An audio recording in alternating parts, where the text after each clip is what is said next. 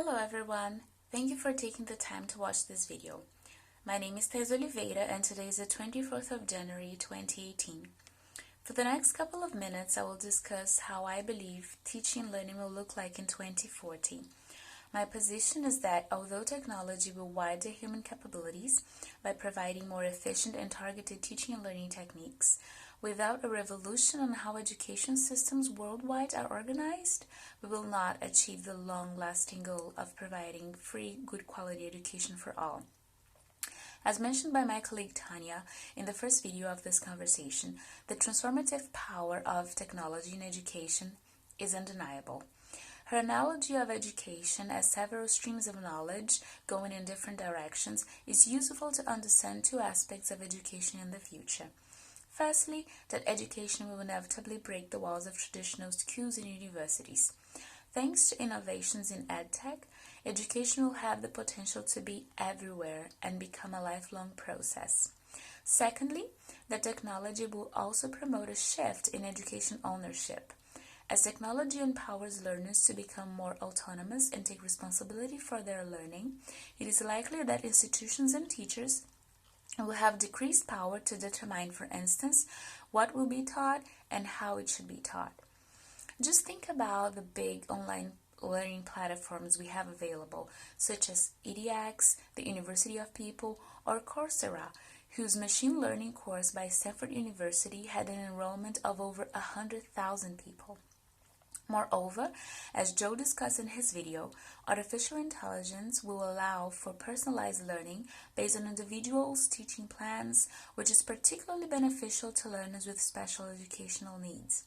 What experts have not yet been able to get right is how to use artificial intelligence in games or apps to develop critical thinking. Nonetheless, these are just a few examples that show how technology and the internet will help to make education more inclusive. But there is still a long way to go.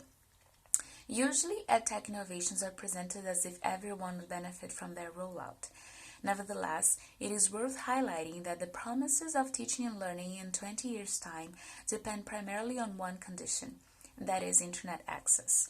So when I hear about the next groundbreaking technology, I ask myself, who is going to benefit from it? Unfortunately, the answer is not inclusive most of the times. Even though trend shows an accelerated increase of internet access worldwide, to assume everyone will have internet access in 2 decades is quite problematic. First of all, the rapid increase in the last 20 years was driven by developed countries, where the availability of basic infrastructure and financial resources allowed for easy and fast adaptation. In 2014, nearly 75% of all internet users lived in G20 countries. Moreover, that increase happened in cities. Rural areas of many countries still lack reliable internet access or any access at all. Having said that, by 2040, teaching and learning will look very technological for some, hopefully for the majority of us, but not so technological for a significant share of the world's population. Considering this scenario, how can we make education fully inclusive? The best chance we have at leaving no one behind is through a holistic, student-centered approach to education focused on empathy, participation, and creativity. As argued by Liz Losh and Christos Karollis, empathy and participation, respectively, are two very important elements because they foster understanding and, in doing so, motivate a collaboratively thinking.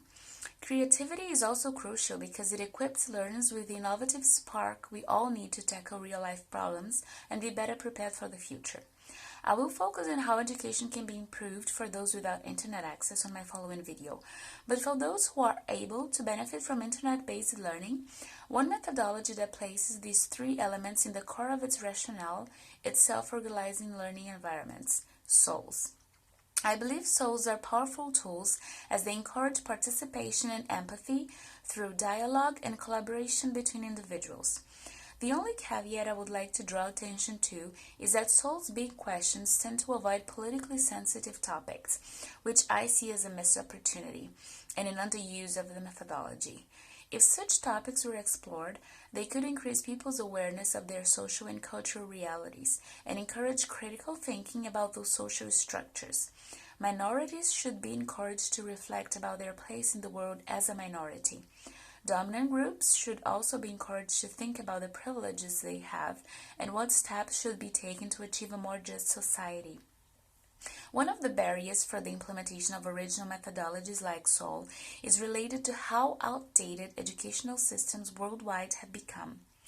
The one-shoe-fits-all system kills children's creativity, undermines participation, and leaves very little room for empathy.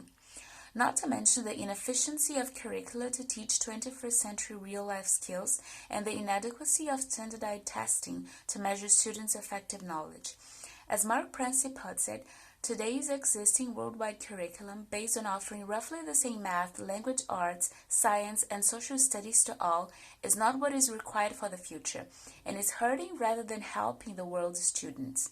This is a major issue to be addressed by the education sector in the upcoming years. A collective effort is needed to transform and disrupt the traditional classrooms in order to change century-old pedagogy. Without this transformation, we will not access EdTech's full potential. In sum, teaching and learning in 2040 will be meaningful and innovative to the extent it is based on an improved education system that adopts a student-centered approach where teachers act as mentors supporting children to learn about their own learning and develop practical skills to foster social justice and development.